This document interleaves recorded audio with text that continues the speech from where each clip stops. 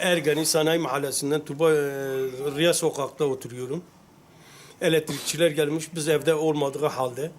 Havluda kendini içeriye atmışlar. Bana elektrik kaçağı gelmişler. Bilmiyorum, tarihi de bilmiyorum hangi tarihtir. Ayın 6'sından bana bir kağıt geldi. Diyor sen kaçak kullanmışsın, bana bu cezayı 2 milyar 300 para ödeyeceksin. Ben de dedim ben kullanmamışım, benim saatim sağlamdır. Teke dilekçe verdim. Onlar da gelmedi, kontrol etmedi. Ondan sonra Hakim Bey'e çıktım. Hakim Bey de dedi 2 milyar 300'ün aşağısında olursa kabul etmiyoruz. 3 milyar 500 olacak.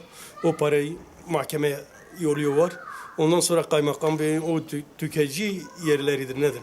Oraya gittim. Onlar da kabul etmedi. Diye binlerce mağdur arkadaşlarımız vardır. Diye kimse ilgilenmiyor. Diyor biz bir şey yapamıyoruz diye dilekçe geçersizdir. Ve ondan sonra bugün TEK'e gittim. TEK'in şefi bana diyor ben sana indirim yapalım. %20.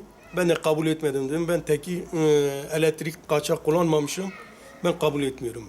Ya komple sıfırlayacaksın ya da ben kabul etmiyorum. Benim anım açıktır. Saatim sağlamdır. Sigortam sağlamdır.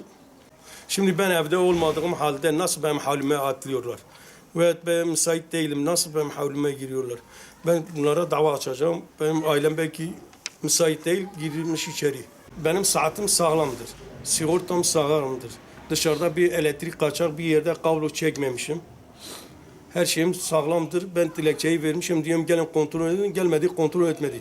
Demek onlar kendisi yapmışlar. Ben bunlara da davacıyım. O ailemle birlikte bunlara davacıyım. Ben bunu mahkeme yoluyla açacağım diyeceğim. Benim havlime atlamışlar. Ben kabul etmiyorum. Ailemi rahatsız etmiş. Ailem de evde yoktur. Bunun fotoğrafını çeksinler.